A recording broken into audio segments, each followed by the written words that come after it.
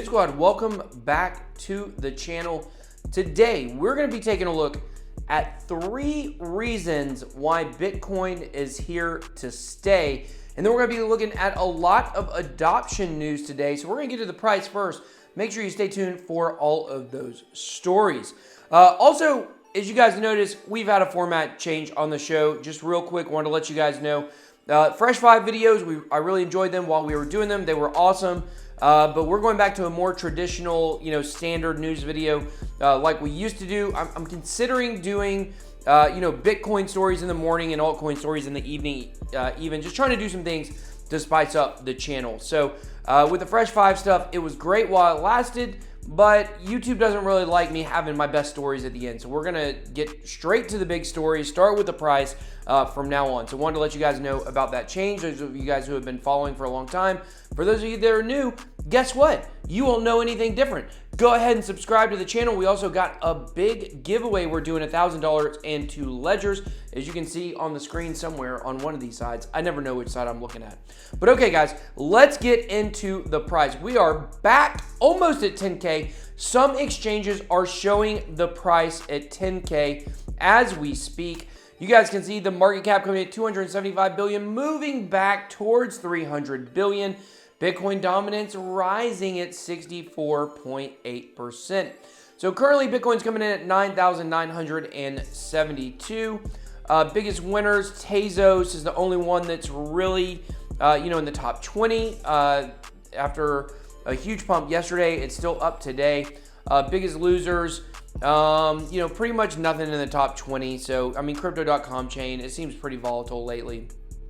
Here's a visual representation of what's going on in the markets now based on market cap. You can see Bitcoin is doing surprisingly well today, 9,941 on Coin360. A lot of people seem to all of a sudden be more bullish.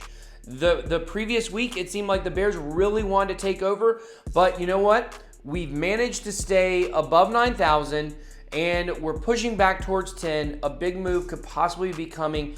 We're going to have a special interview next week with CryptoFace, who has created the market cipher indicator, and we're going to be looking at that on how you can kind of pre-plan for some of these big moves. Definitely work in some leverage trading and things like that. So, okay, guys, let's move on to the top 3 reasons, the 3 reasons why Bitcoin is here to stay. So yesterday, there was a hearing, and a lot came out of this. So U.S. lawmakers are realizing they can't ban Bitcoin. So the number 1 reason, these aren't in a ascending or descending order, just the first reason should be a better way to say it, that Bitcoin is here to stay is because you just can't get rid of it. So it was very interesting. There seemed to be this prevailing thought in Congress, the Senate, just lawmakers in general in the United States, that, we won't worry about this Bitcoin problem because eventually if it becomes a problem for us, we'll just ban it. And they're starting to understand that Bitcoin is outside of their jurisdiction. And what I mean by that is it's not something that you can ban.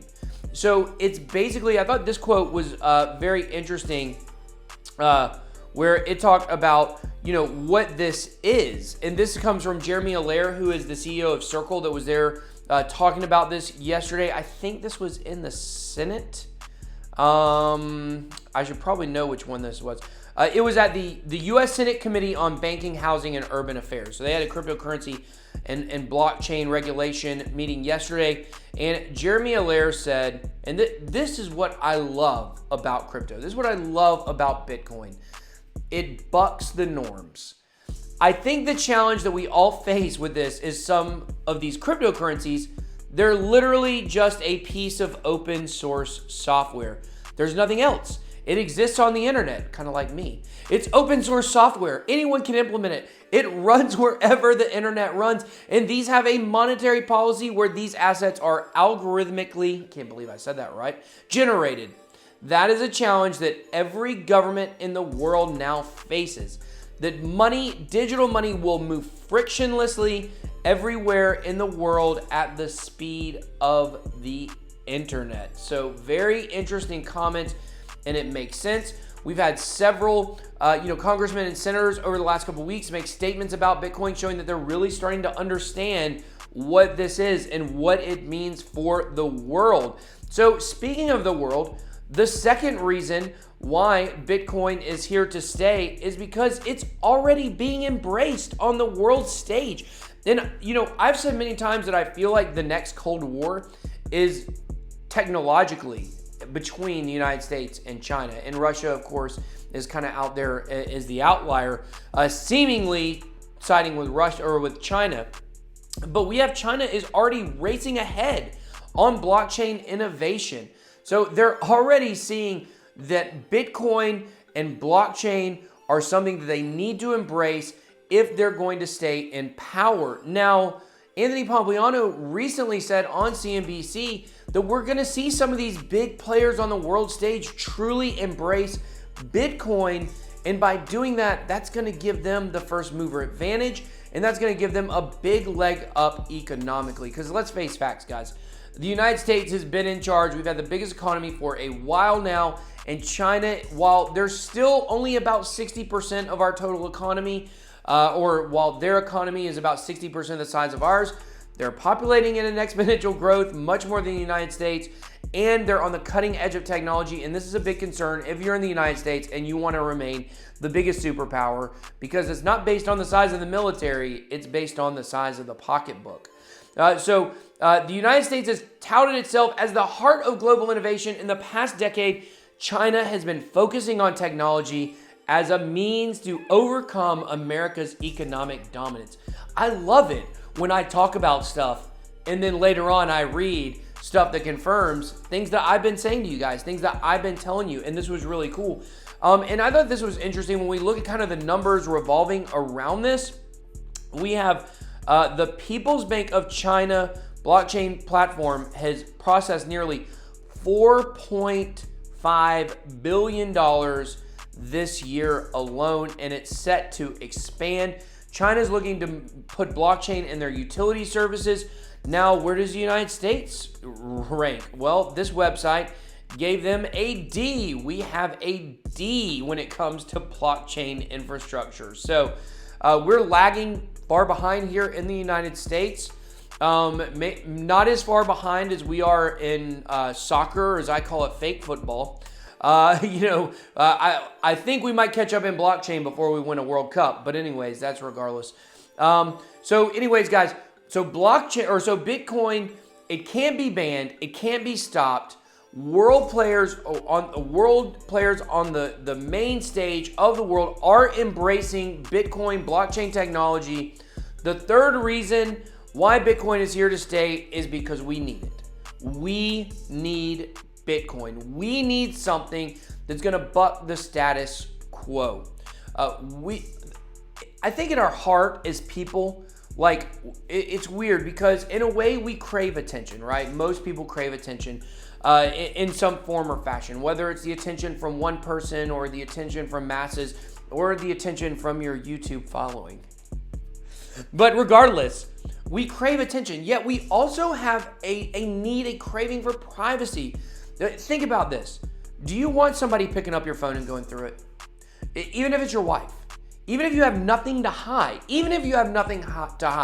how does it feel when someone else has your phone? You kind of have this moment of panic of like, oh God, I hope this person who's holding my phone, like, I hope, you may not have even done anything, but in the back of your mind you say, man, I hope that this person doesn't find something that I don't even know that I said. You know, it's kind of like when you're driving and you have the police pull up behind you. It's very similar, same concept. You're driving and a policeman is behind you and you know you haven't done anything wrong. You haven't been speeding. You haven't ran a red light. You haven't, ran through a stop sign, California style. You've just been driving. But all of a sudden, when that cop's behind you, you start thinking like, oh, I hope I haven't done something wrong, even though you know that you haven't. That's because we have a need for privacy. So we're constantly trying to balance this need for attention, convenience, and privacy. And over the last 15 years, we have destroyed that. We're reading stories every day about our information being breached. We just did a story yesterday about Capital One. It got hacked. And 220,000 people's bank accounts and social security numbers were jeopardized, along with other personal information from 105 billion, that's too many, 105 million people. So we have this need for privacy. So Bitcoin and blockchain is a way that we're going to be able to take that privacy back in the era of big data. And, kind of to just sum this article up here, in the end it says, in a nutshell, here is the information in a nutshell. Here's me in a nutshell. Data protection using blockchain technology is not only convenient, but also a necessity. Decentralized storage can be an excellent antidote to this era of mass data privacy violations. We see it almost every day. Moreover, users can actually benefit from the commercial possibilities of monetized data. Gaining power over how and to whom a user can share or sell their own data is a clincher, ensuring a future where individuals control their private data better and where everyone can take part. Now, you may say, well, that's great for blockchain, but Bitcoin, it's not private anymore. Well, there are layered solutions, protocols that can be implemented in Bitcoin to take that privacy back. But the point is, Bitcoin is more private than your debit card. It's more private than, a check. Now, cash, obviously, cash gets money laundered. Cash can be, that's why a lot of people use it for nefarious activities, despite what Steve Mnuchin, Treasury Secretary, says, that, cash is a good way to do underground black market transactions and things like that. But Bitcoin is going to give us back the privacy of our transactions. Now, if you were doing something you should not be doing, like if you were doing something illegal, like if you were paying for terrorism or something like that with Bitcoin, there are ways that governments can track those transactions. But for your everyday person that's not really doing anything wrong, it would take so much for them to go and unravel the web of transactions that is required in order to find out if you, played in an online casino you weren't supposed to play in or something like that, So the fact is, I believe in 50 years from now, we're going to look back on this generation, the internet generation, the 90s through the mid 2000s, about where we're at now, and we're going to see the errors of our ways, and we're going to see how we messed up the privacy, and we're going to laugh at that, because in the future, Bitcoin and blockchain are going to allow us to take that privacy back. And that's huge, guys. We have to take that privacy back. We have an internal need for it. And let me know what you guys think. Do you guys think privacy is important? If not, I can give you my address and you can send me your phone. Don't delete anything. I'll go through all your pictures. I'll go through all your text messages. I'll see everything you said to your mom and them. And I'll find out if you're talking trash about me. So send me that phone. All right, guys. Kind of piggybacking on that is the hidden gem in Facebook's Libra blockchain white paper. Now, we've talked about Libra, up and down. We've talked about it from good angles, bad angles, talked to other influencers about it. We've talked about it a lot. But this article really gave me something that was in the white paper about this that I thought was pretty cool. So it says, an additional goal of the association, that's the association of Facebook, Visa, MasterCard, Spotify, all these Uber, all these different companies that are in this association, is to develop and promote an open identity standard. We believe that decentralized and portable digital identity is a prerequisite to financial inclusion and competition. So basically what they're trying to do is they're trying to use the Calibra wallet and use that as basically an identity verification system, because guys, let's face facts. A driver's license, I almost pulled mine out and showed it to you, but then y'all would have stolen all my information. I know you guys better than that. But a driver's license is a physical card, okay? And you gotta think, right? What is your life on? Your life is on this phone. We all know it. Carrying around a wallet, it feels outdated. Like, I don't even want to carry around a wallet. And plus, it hurts my butt when I sit down. I got to take it out and put it on my side pocket, But, wallets are going to be a thing of the past in the future. And physical cards and physical passports, they are really easy to fraud. They're really easy to duplicate. You see people with fake ID all the time. But if your identity, and we're not talking about where people will have access to that identity to steal your information in lines with the privacy conversation we just had. But if it's going to be something that's going to identify yourself on your phone across the board, there's going to be no reason to carry around a driver's license anymore. There's going to be no reason to carry around a passport. Everything is going to be digital. The same way we say, can you really imagine us using pieces of paper and metal coins to exchange value in the future? It seems outlandish that in 100 years, that's still the way we're going to be spending money. It's all going to be digital. You have to think the same thing for identity. So this could be one of those things that's like an unintended result, even though they're intending it. For everyone else that's looking at Libra, what are they going to do? And we're so focused on the centralization of Facebook. We're so focused on, will this coin be successful and being a stable coin that people will use for value?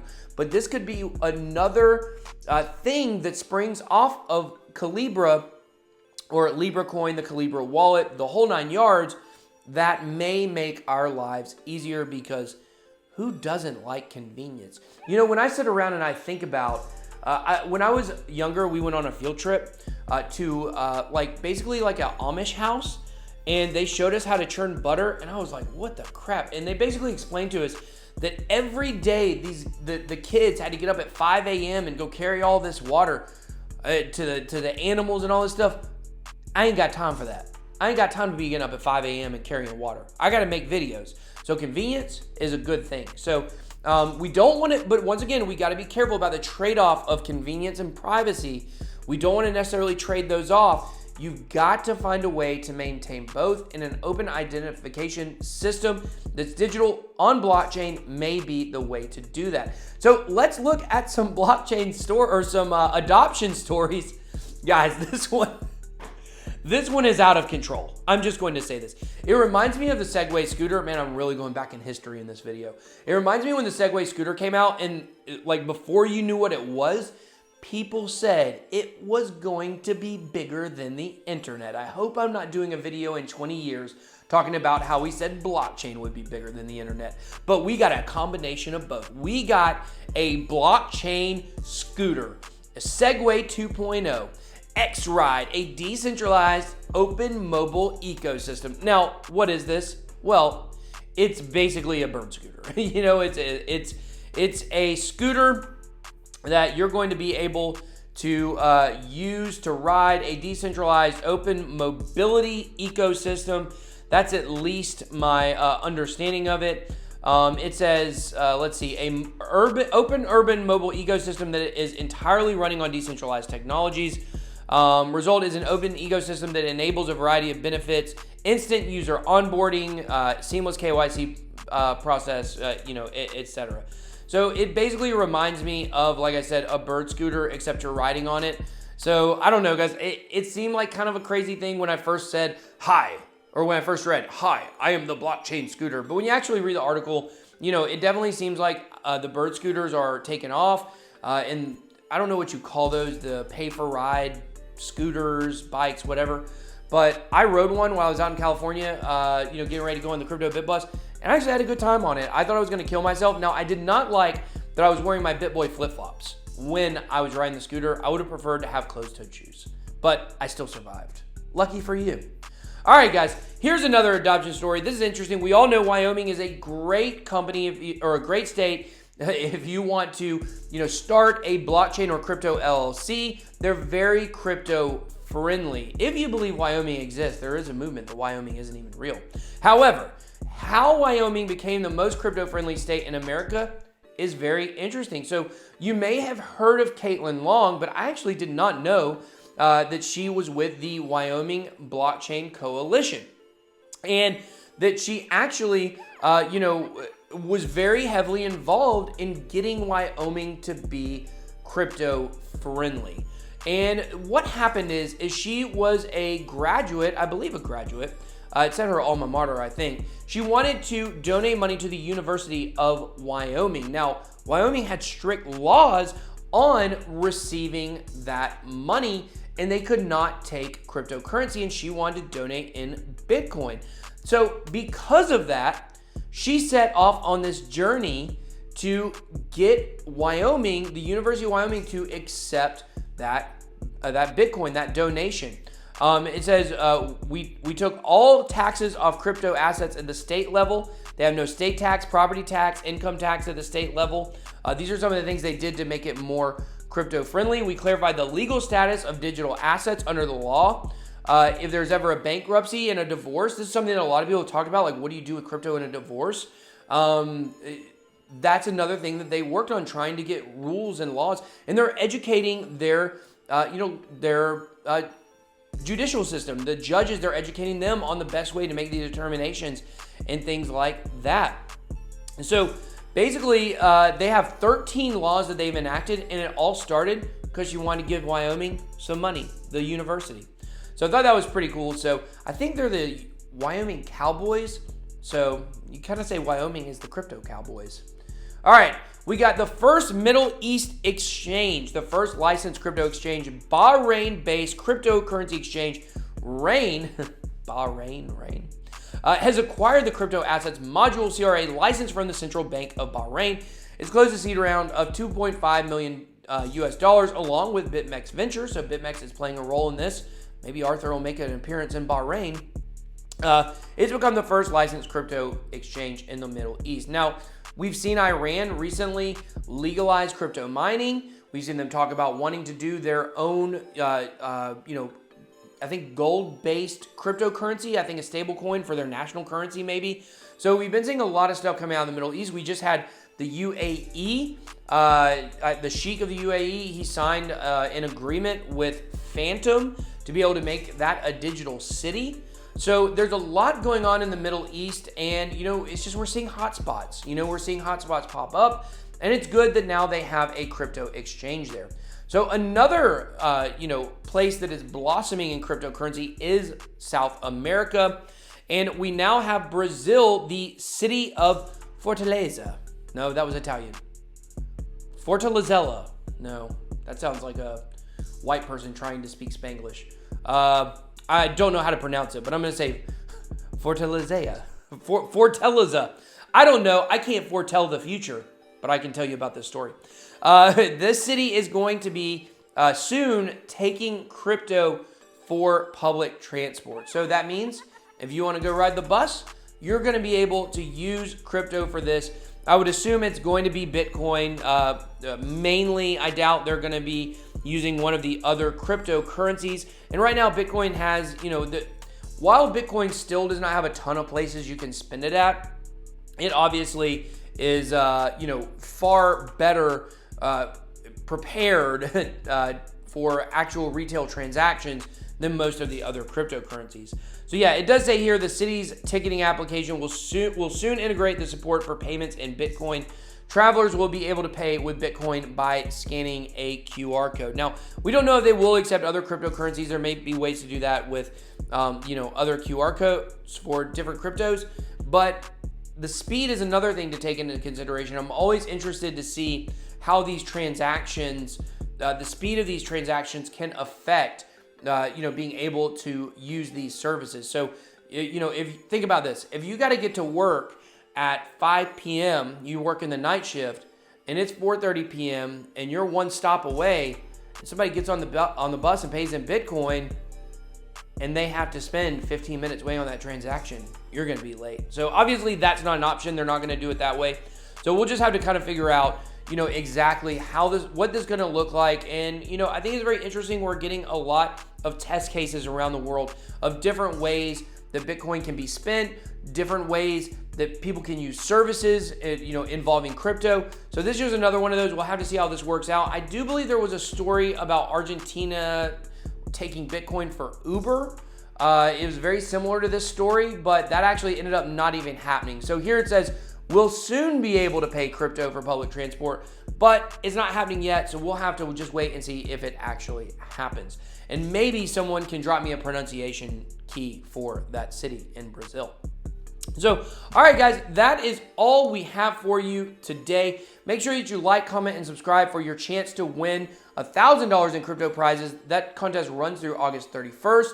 I hope there's 31 days in August. I never remember which ones have 30 and which ones have 31. But regardless, I think August 31st, the contest will end. So the beginning of September, we'll do a live stream and pick some winners. So thank you very much for watching this video. BitBoy out.